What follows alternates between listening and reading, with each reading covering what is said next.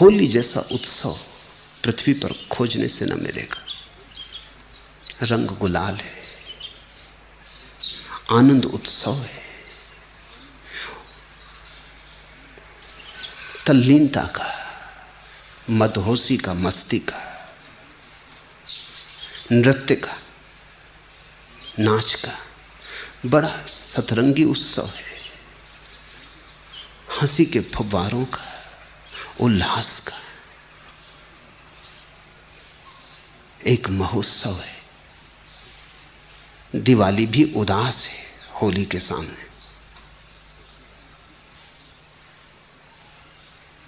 होली की बात ही और है। ऐसा नृत्य करता उत्सव पृथ्वी पर कहीं भी नहीं है। ठीक भी है, एक गहन स्मरण तुम्हारे भीतर जगता रहे कि इस जगत में सबसे बड़ी विजय नास्तिकता के ऊपर आस्तिकता की विजय, कि सदा सदा बार बार तुम याद करते रहो कि आस्तिकता यानी आनंद।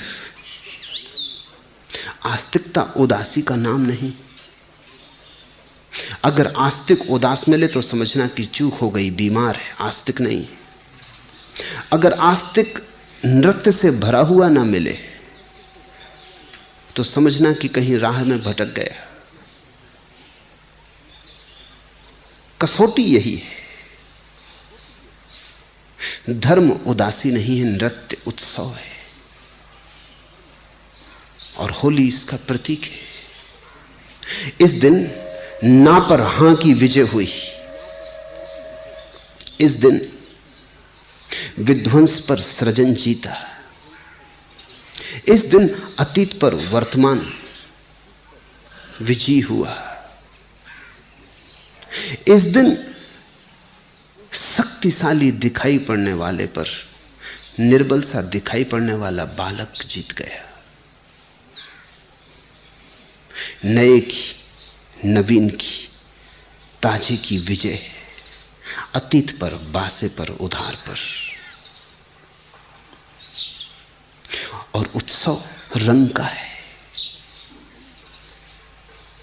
उत्सव मस्ती का है,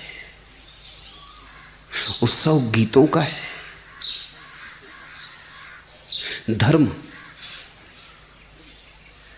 उत्सव है, उदासी नहीं। ये याद रहे। और तुम्हें नाचते हुए परमात्मा के द्वार तक पहुंचना है।